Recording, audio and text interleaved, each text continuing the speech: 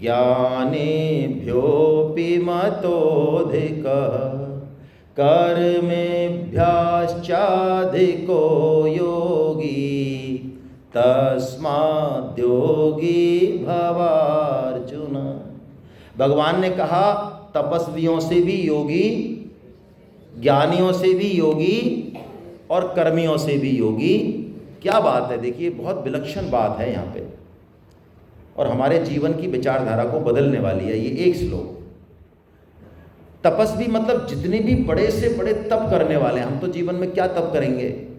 यदि हमसे अभी कहा जाए कि आपको भाई 3:30 बजे 4 बजे उठना है ब्रह्म मुहूर्त में, तो हमारा आलस्य हमारी बुद्धि को गलत डायरेक्ट, अरे क्या होता है, ऐसे भाव होना चाहिए, ऐसे उठने से क्या होता है, नहाने से क्या होता है।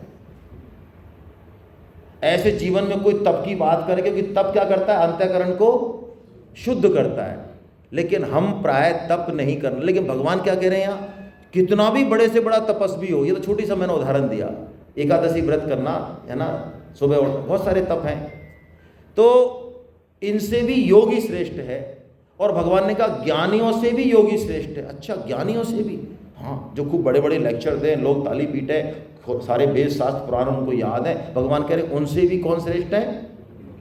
और कर्मी से भी योगी श्रेष्ठ है। कर्मी मतलब जिसने बड़े से बड़े उपकार परोपकार के काम कर रखे हैं, सारी दुनिया को खाना खिला दिया, बोलो, शिक्षा के क्षेत्र में अद्भुत काम किया, समाज को, देश को, सबको बड़ा फायदा हो रहा है, ऐसा व्यक्तित्व है कोई, कर्मी बोला उसको भगवान ने, परोपकारी, बड़े से बड़ा कर्मी, उससे भी कौन श्रेष्ठ है?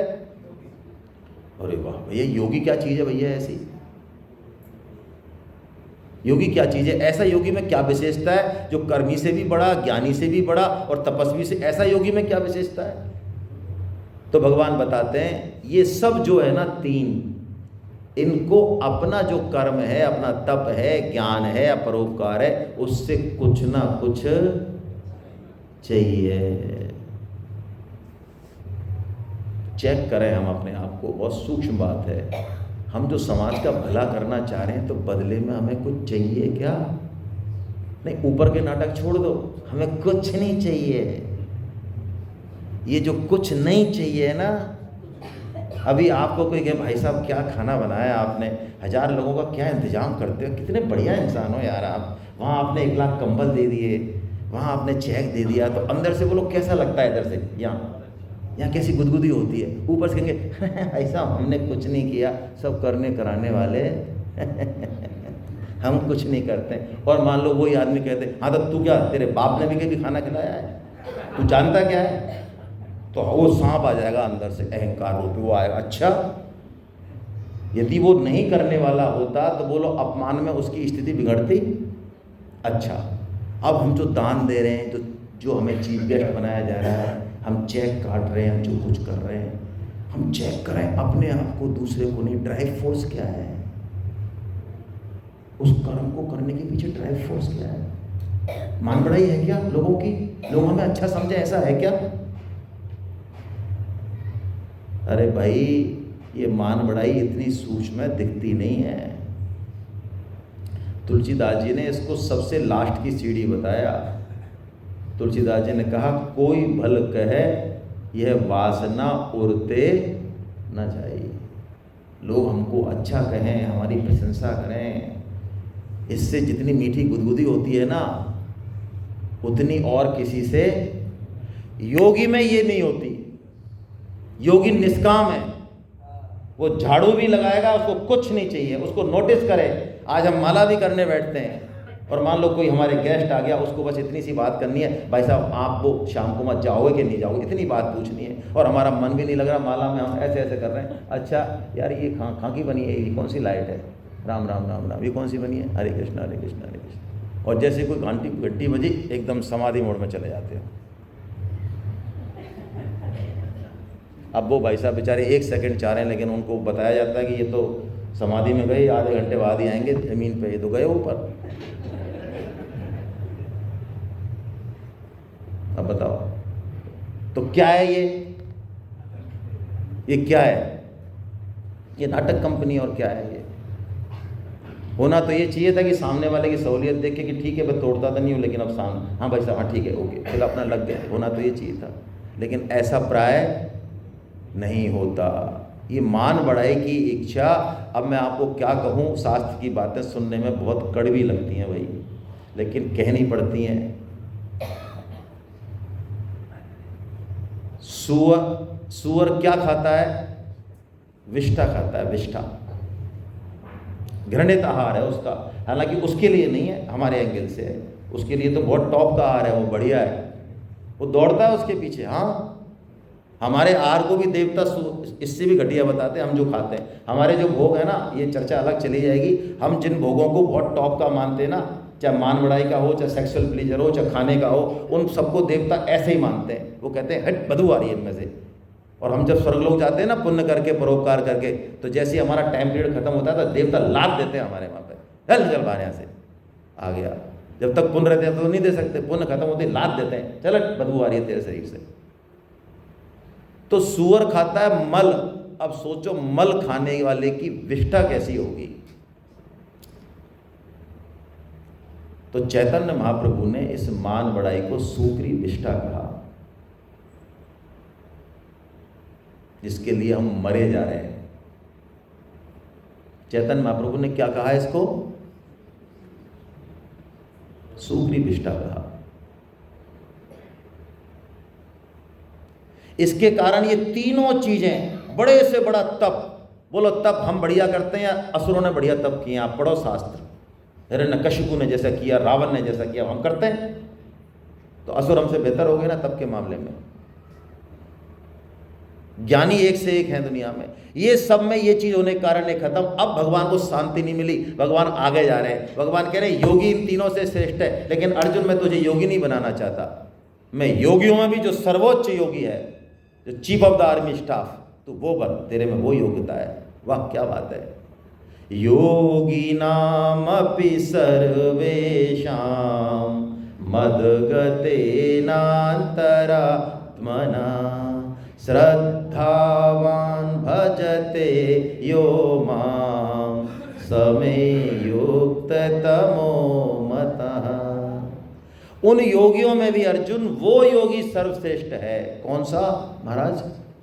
जो श्रद्धावान होके, ओहो, और अपने मन को जिसने मुझ में तल्लीन कर रखा है। क्या बढ़िया बात है।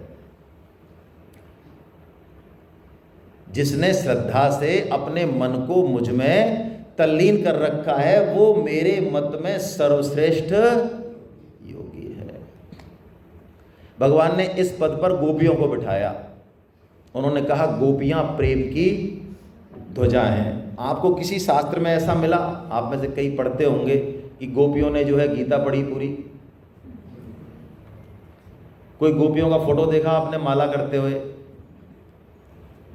किसी ने भी देखा हो। और भगवान क्या बता रहे हैं उनको कि गोपियां क्या है? प्रेम की ध्वजा है। ध्वजा मतलब जितने भी ये हुए ऋषि मुनि महर्षि, जो सबके टॉप पे एकदम। ध्वजा मंदिर से भी ऊपर होती है भाई, पराकाष्ठा है वो, वहां है गोपियां। तो ऐसा क्यों? गोपियों का जो पूरा जीवन है ना, पूरा जीवन वो कृष्ण के लिए है। वो रोटी बना रही हैं तो वो श्रृंगार भी कर रही हैं, तो वो जो कुछ कर रही हैं उसके लिए उनका एक ही लक्ष्य है, क्या? कृष्ण प्रसन्न हो जाए कैसे भी। और प्रेम यही करता है। प्रेम में और काम में ये बेसिक डिफरेंस है। जिसे हम प्रेम कहते हैं वो काम है, काम। प्रेम क्या करता है? प्रेम में जिससे हम प्रेम करेंगे उसके सुख से हमारा सुख वर्धन होगा।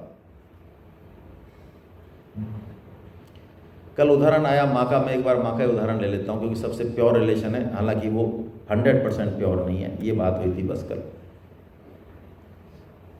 बच्चा यदि एक रोटी ज़्यादा खा ले, 2 रोटी ज़्यादा खा ले, तो माताओं की ऐसी आदत होती है कि माँ एकदम खुश हो जाती है। देखो आप, देखो क्या मतलब, रोटी बनाई इसने, खाई कुछ है नहीं, और उसने 1-2 रोटी ज़्यादा ले ली कहने से, बच्ची ने ले ली, बच्चे ने ली, ये एकदम से प्रसन्न हो जाएगी। देखो अब इसको क्या मिल रहा है? रोटी खाया वो और प्रसन्न हो रही है। बताओ। तो गोपी जो प्रेम है वो ये है कि हमारी किसी भी चीज़ से, किसी भी अदा से, किसी भी बात से, किसी भी कर्म से कृष्ण को जो है सुख मिल जाए, ये आनंदित हो जाए। हमें क्या मिले? हमें दुख मिले जाए, हमें कोई समस्या नहीं है। ये देना जानता है प्रेम, इसको शिकायत रहती ही नहीं है। प्रेमी व्यक्ति को कभी भी शिकायत हो नहीं सकती, क्योंकि प्रेम परमात्मा स्वरूप से होता है, बाहरी आवरण से होता ही नहीं। संपूर्ण दोषों को स्वीकार करके होता है। हाँ, दोषों की रेक्टिफिकेशन के लिए बात हो सकती है, लेकिन प्रेम कम नहीं होगा। दोष के और गुण के आधार पर प्रेम होता नहीं।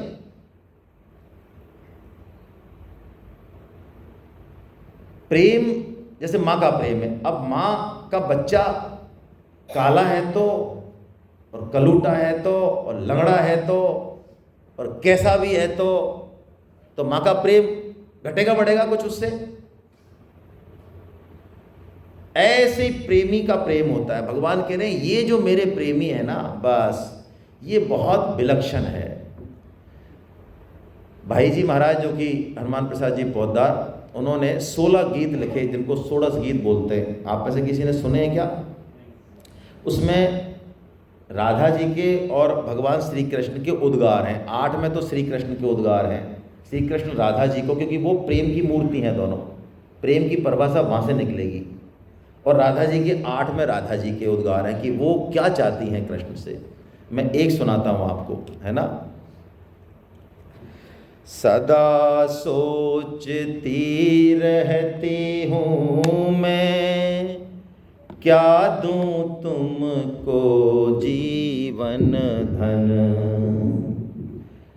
जो धन देना तुम्हें चाहती, तुम ही हो वह मेरा धन। तुम ही मेरे प्राण प्रिय हो, प्रियतम सदा तुम्हारी मैं, वस्तु तुम्हारी तुमको देते, पल पल हूँ बलहारी मैं।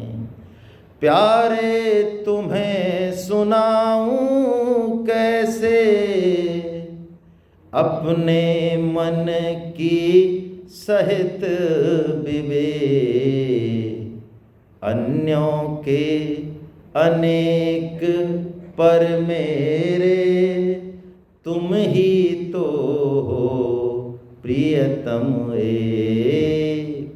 सदा सोचती रहती हूँ मैं, क्या दूँ तुमको जीवन धन।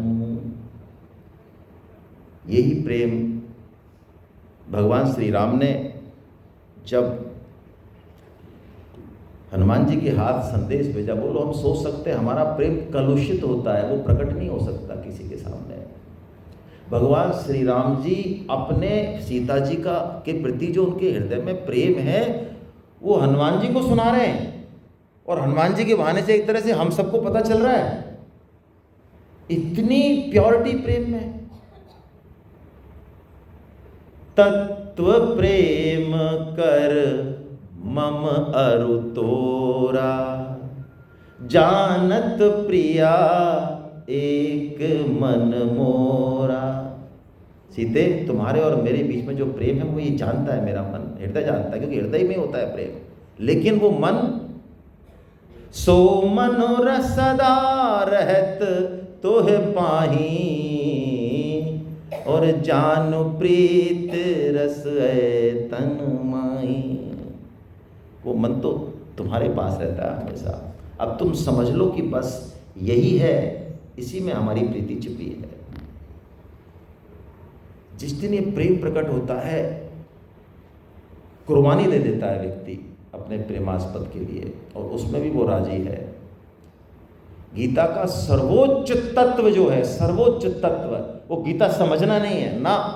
हम ये बात बहुत स्पष्टता से कहते हैं कि हमारी हिम्मत नहीं है किसी की भी कि हम गीता का एक श्लोक किसी को पढ़ा सकें। हमारा पर्पज है केवल और केवल गीता का प्रचार।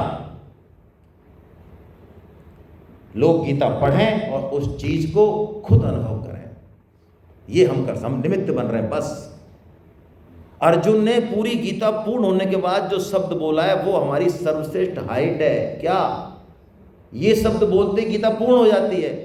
श्री कृष्ण एक शब्द नहीं बोलते हैं, उनको समझ में आ गया कि गीता से मैं जहां अर्जुन को पहुंचाना चाहता था वहां अर्जुन पहुंच गया।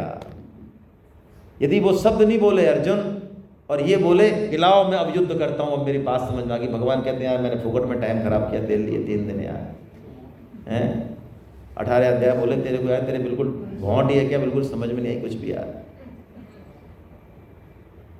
भगवान ने पूरी गीता में ये कहा है लगातार युद्ध कर, युद्ध कर अर्जुन, युद्ध कर, खड़ा हो युद्ध कर। तो अर्जुन को क्या कहना चाहिए था लास्ट में? हाँ लाओ मेरा गांडीव खां, ये कहना चाहिए था। लेकिन अर्जुन ये नहीं कहता है। भगवान पूछते अर्जुन तेरे को समझ में आया भैया, 45 मिनट से बड़बड़ कर रहा हूं मैं? तो अर्जुन कहते हैं करिष्ये वचनम तव, हे कृष्ण अब मैं आपकी आज्ञा का पालन करूंगा। अब आप कहोगे युद्ध कर, मैं युद्ध करूंगा। आप कहोगे युद्ध मत कर, मैं नहीं करूंगा, मेरा क्या लेना देना। आप कहेंगे तू गीता का प्रचार कर लोगों में जाके, मैं कहूंगा बिल्कुल यस।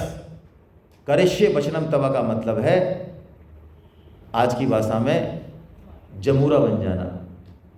आपने वो कभी वो देखा, वो पहले वो जादूगर आते थे जो ऐसे चद्दर लपेट के और थोड़ा गर्दन को ऐसे करते थे, हमारे टेंशन रहती कि मर गया क्या है, तो गर्दन कैसे अलग कर दी इसने पट्टे ने, अभी कैसे जोड़ेगा ये। वो हमारे टेंशन में, हमें टेंशन होती थी, उसमें वो जादूगर की जादूगरी हम पे ही चलती थी। अब वो जो जमूरा बैठा है वो लोग नीचे सो रहा है, उस पर चल रही है वो जादूगरी, उस पर नहीं चल रही, उसको पता है। अच्छा उसमें ये क्वालिटी कहाँ से आई कि जादूगर की जादूगरी उस पर नहीं चल रही? उसमें एक ही क्वालिटी है, वो चाहे बिना पढ़ा लिखे, उसमें एक ही क्वालिटी है। क्या? जादूगर जो कहे जमूरा सो जा, हाँ सरकार, जमूरे खड़ा हो जा, हाँ सरकार, बस। तो बस हमको भी क्या करना है भाई, कृष्ण का क्या बनना है? पंडित नहीं बनना भाई, है ना। कई लोग कहते हैं हम गीता को पहले पढ़ेंगे, समझेंगे, फिर बताएंगे लोगों को। अरे स्वामी जी ने गीता जी, गीता खाई, गीता पी, 100 साल तक गीता बोली, अहरनिश बोली, दिन में 3 बार बोली, और नहीं बोलते थे तो अन्न का एक दाना नहीं लेते थे। और उनकी ये टीका जो सर्वश्रेष्ठ टीका, हम नहीं कह रहे हैं, सभी संत कह रहे हैं, वो कहते हैं 100 साल बाद की गीता पे मेरे इतने भाव है अभी कि मैं पता नहीं क्या कर दूं, ये छूट गया, अभी मेरे को समझ नहीं आया क्या क्या खां समेटूं। वो नहीं समझे 100 साल तक, हम समझ जाएंगे गीता।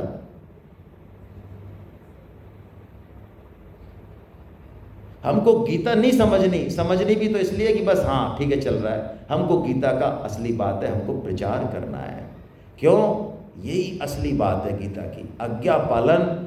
सबसे बड़ी यदि गुरु को मानते हैं ना, गुरु की सेवा क्या है बताइए? मैं गुरु के नारियल चढ़ाऊं, माला पहनाऊं, कपड़े ले जाऊं, और गुरु जो कहें हट। माता पिता के रोज खुला मंडी खाऊं जाके, है ना, और बाकी सुविधा सब कर रखी है, गैरेज पोर्शन में एसी लगा रखा है, वहाँ पटक रखा है ना, सोफा वोफा सब लगा रखे, सब बढ़िया टिप टॉप मामला कर रखा है। अकाउंट में भी डालता हूँ 50,000, क्योंकि खूब आ रहे हैं, कहाँ जाऊँ, क्या करूँगा इनका। तो माता पिता की सेवा करो, ये सब काम कर रहा हूँ, लेकिन माता पिता कह क्या रहे हैं, चाह क्या रहे मेरे से? उनके पास बैठने की फुर्सत नहीं मेरे को, 2 मिनट 5 मिनट बैठ लूँ, सुन लूँ, कुछ बकवास कर लूँ बैठ के उनके साथ। तो बोलो मैं माता पिता को माता पिता मान रहा हूँ? मैं घंटी बजा रहा हूँ, मैं उत्सव मना रहा हूँ, मैं 50 खोपड़ी का काम कर रहा हूँ, और भगत कहला रहा हूँ, ISI मार का ठुकरा है मेरे पीठ पे, भगत राज। लोग भी कह रहे हैं भगत राज, लेकिन मेरे को फुर्सत नहीं है। भगवान क्या कह रहे हैं? गीता पढ़ने की मेरे को फुर्सत नहीं है, टाइम नहीं है साहब, टाइम। गीता के लिए टाइम नहीं है भाई साहब। आप तो जानती हो ये नौकरी है और ये बिजनेस है और ये परिवार। हाँ भाई साहब बिल्कुल सही कह रहे हैं आप। नौकरी पहली बार आपने करी, 800 करोड़ में साले किसी हिम्मत है जो नौकरी करे? शादी ये आपने करी, आज तक किसी की हिम्मत है जो शादी, बच्चे पैदा, अरे बच्चे तो भाई साहब किसी ने पैदा ही नहीं करे, तो आप नहीं तो करें। अच्छा, पैदा करके पाल भी दिया आपने? भाई साहब, आपके अलावा तुम्हारी कसम कोई हुआ ही नहीं दुनिया में जिसने बच्चे पाल दिए। अच्छा बताओ, कौन ऐसा काम है जो हमसे पहले और हमसे बेहतर नहीं हुआ हो, नहीं हो रहा और नहीं होगा? कहां जा रहा है समय? असली चीज है भगवान की आज्ञा का, और आज्ञा का पालन तब होगा जब पहले थोड़ा सुने तो सही कि वो कह क्या रहे हैं।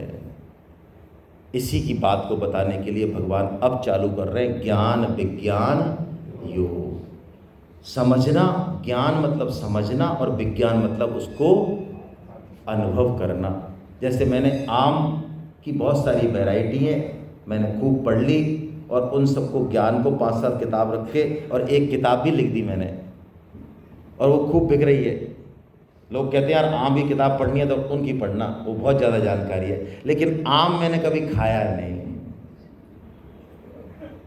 हेलो, तो बोलो मेरा ज्ञान अधूरा या पूरा? अधूरा।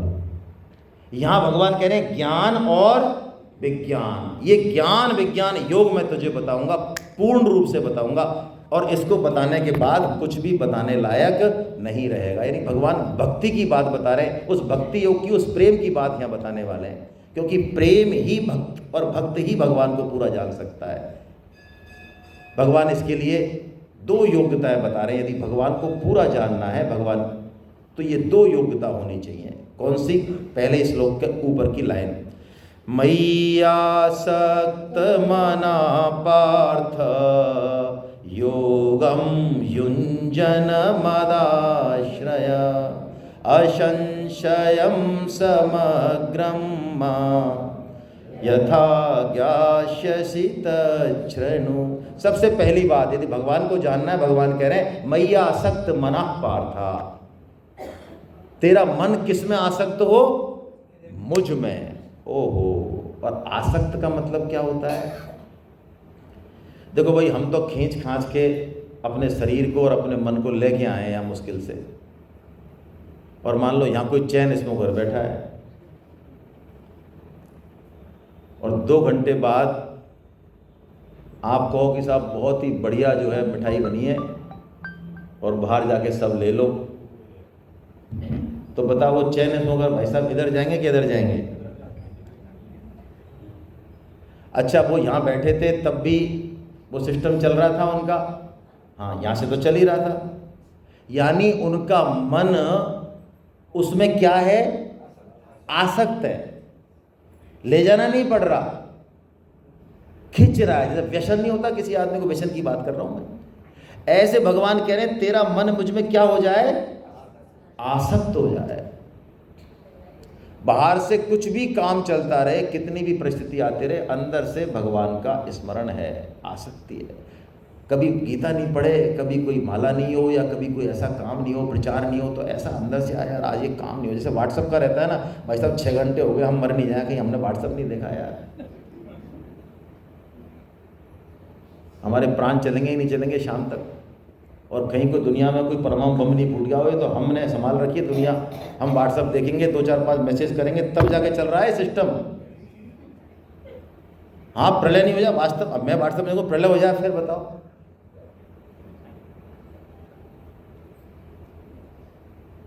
ऐसी आसक्ति किसमें हो जाए? कैसे हो?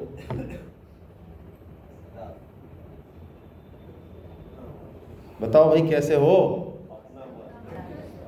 अपनापनी है ना। वैष्णवों का संग करें, लगातार सत्संग करें, है ना, गीता सुने, भगवान का काम करें, हो जाएगा, बहुत जल्दी हो जाएगा। छूट जाती है, इधर से छुड़ाव हो जाएगा, और आसक्ति छूटेगी, बंदे नहीं छूटेंगे, वस्तु नहीं छूटेगी, पद नहीं छूटेगा, कुछ नहीं छूटेगा, कुछ भी नहीं छूटेगा।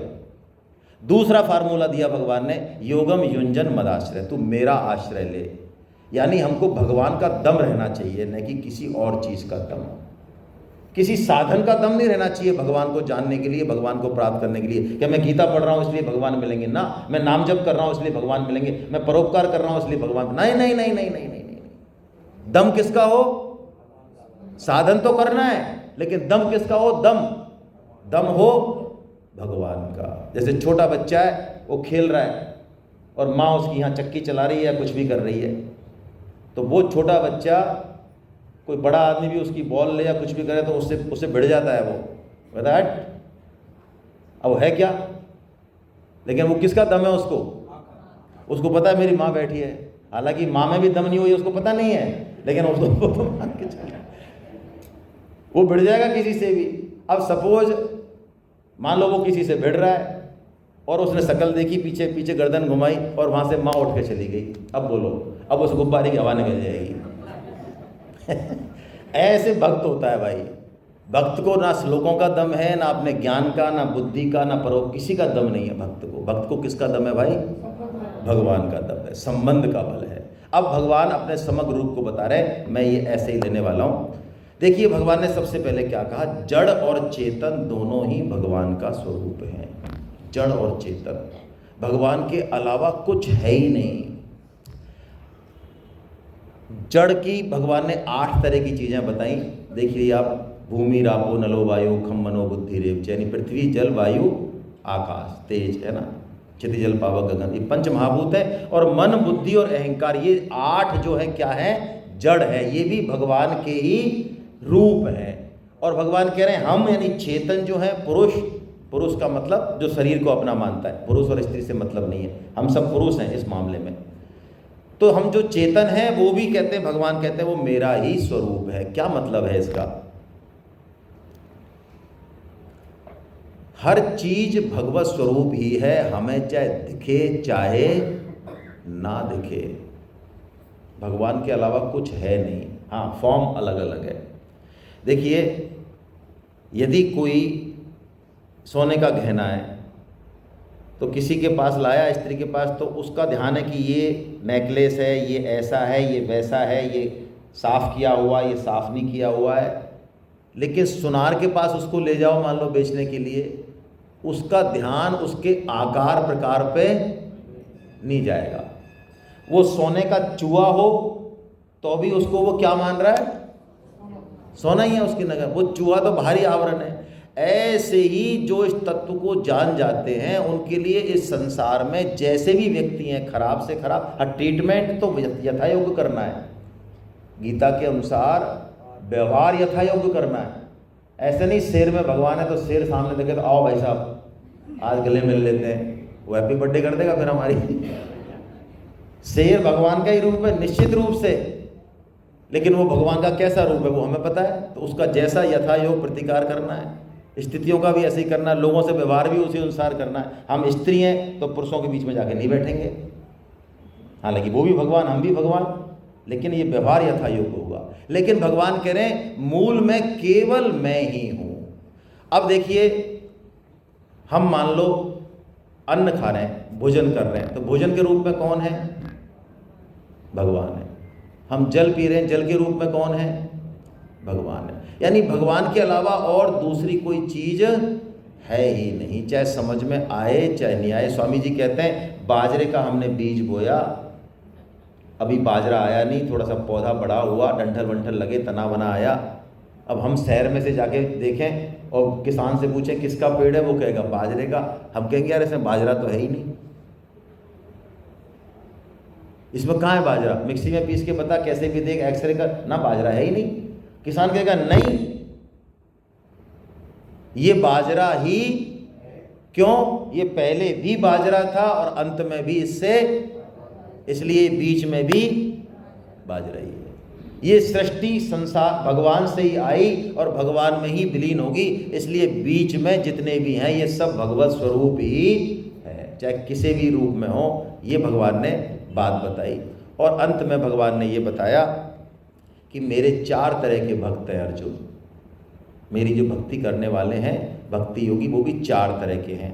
आर्तो, जिज्ञासु, अर्थार्थी और ज्ञानी च भरतर्षभा, है ना, ये 4 तरह के भक्त हैं। नीचे के ऊपर के श्लोक की दूसरी लाइन। तो भगवान की भक्ति के 3 भक्तों को तो भगवान ने एक साथ कहा, ज्ञानी को अलग तरीके से कहा। आर्तो, आर्त यानी जो संकट पड़े तो किसको याद करते हैं? लेकिन केवल भगवान को याद करते हैं। जिज्ञासु कोई शंका हो तो किससे पूछेंगे? भगवान से। जैसे अर्जुन है, उद्धव है। अर्थार्थी जीवन में किसी चीज की जरूरत है, भगवान से मांगेंगे। कहाँ जाएंगे? और अपने पिताजी से मांगेंगे, अपनी माताजी से मांगेंगे, और कहाँ जाएंगे भाई? पैसे की जरूरत है, हाँ भगवान से मांगेंगे।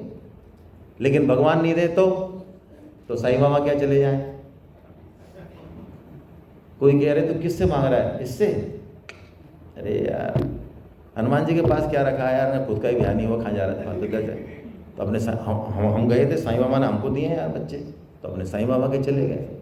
गंगा गए गंगादास, जमुना गए। तो फिर हम अर्थी होंगे, भक्त नहीं होंगे। भक्त तो वही है जो मांगेगा तो भगवान से, और नहीं दे तो, और दे तो रहेगा वहीं, तो भक्त है वो। लेकिन चौथा भक्त, ये बहुत विलक्षण है, जिसकी चर्चा हम अभी कर रहे थे, ये ज्ञानी भक्त है।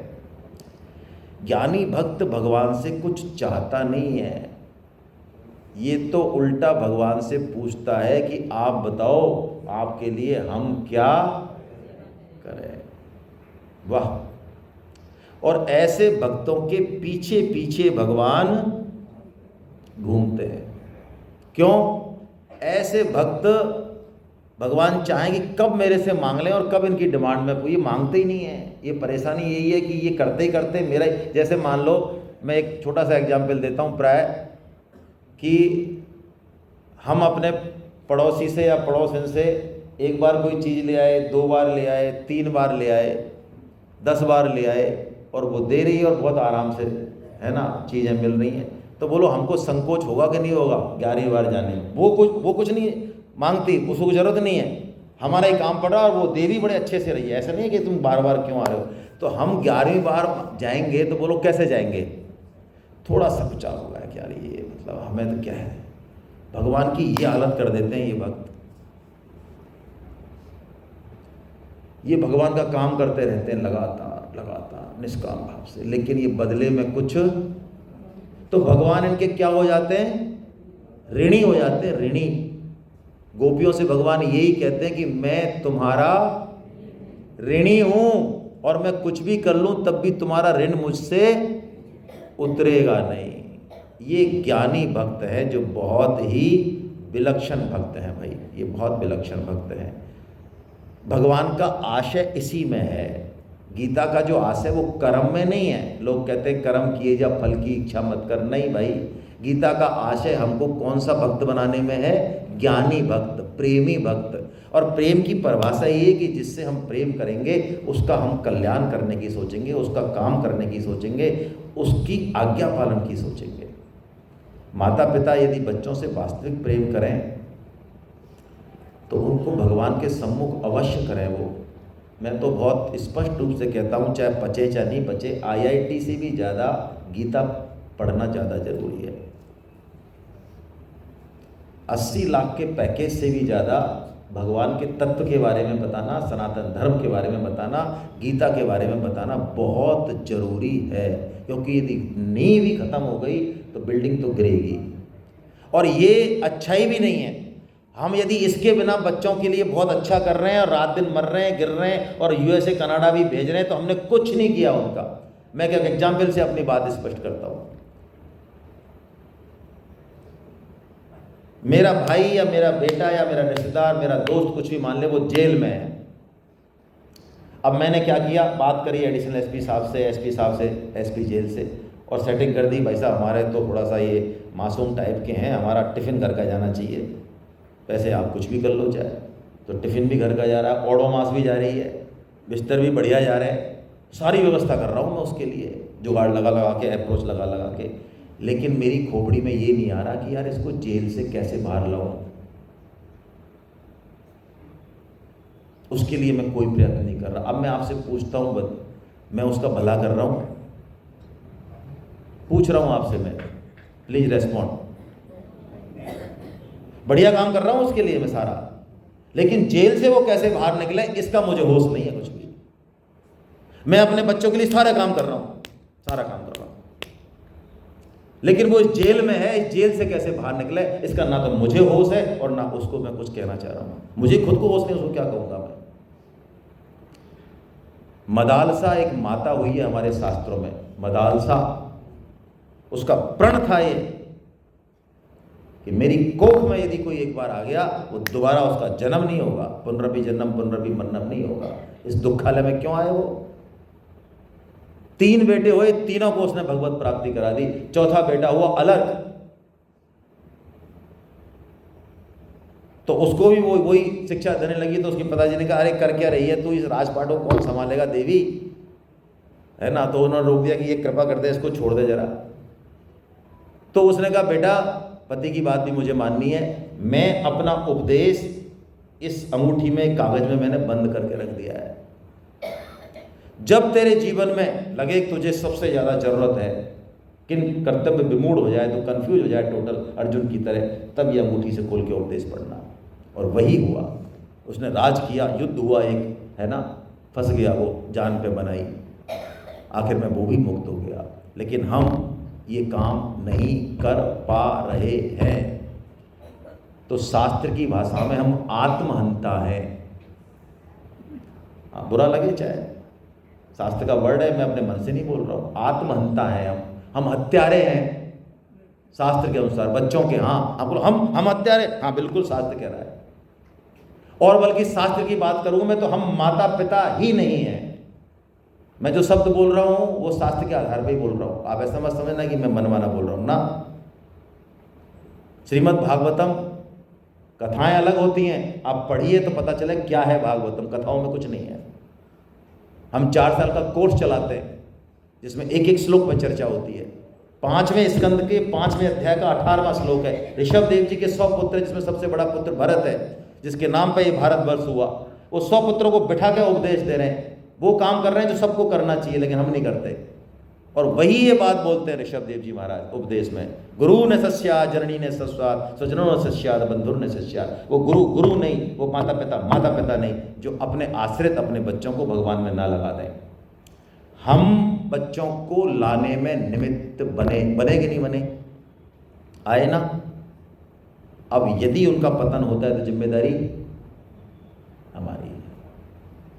हम माता पिता कहना लेना एक नहीं है। ये ऋषभ देव जी बोल रहे हैं, आप श्लोक नंबर देख लें, अर्थ देख लें जाके। वो गुरु नहीं है, वो बंधु नहीं है, वो बहन नहीं है। हमारा प्राइम फोकस है इस पर। और मैं आपको सच बताऊं, हम भगवत गीता यदि पढ़ेंगे, हमारा हर काम बहुत अच्छा होने वाला है। आप IIT की तैयारी कर रहे हैं, मैं कहता हूँ गीता पढ़िए। आप झाड़ू पोछा लगाते हैं, मैं कहता हूँ गीता पढ़िए। आप टेंशन में हैं नौकरी में, आप गीता पढ़िए। आप बिजनेस अच्छे से, आप गीता पढ़िए भाई। आप खाना तो खाना कैसे खाना है, कितना, आप गीता पढ़िए। जीवन की ऐसी कौन सी चीज़ है, ऐसी कौन सी युक्ति है जो गीता में नहीं है, और उससे आपका बहुत अच्छा होने वाला है। बच्चों का भी, हाँ, हालांकि पर्सनल उदाहरण नहीं देना चाहिए भाई। हम सारे आचार्य इस मामले में ये कहते हैं वक्ता अपना पर्सनल, लेकिन चलो मैं दे रहा हूँ। मेरे बेटे ने IIT बॉम्बे से किया है।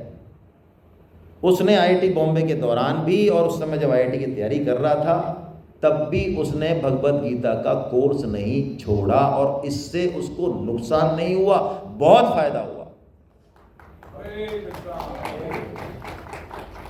गीता यदि बच्चा पढ़ेगा, 10 घंटे में जो पढ़ेगा वो गीता पढ़ने के बाद उस बंदे की बुद्धि, प्रज्ञा डेवलप होती है, मेधा डेवलप होती है। ये हम नहीं समझते हैं। और वैसे भी गीता के श्लोक जो है ना, जब मैं कल किसी से बात कर रहा था, ये यहाँ से समझ में नहीं आते, आप 10 बार पढ़ लेना, नेवर नेवर नेवर।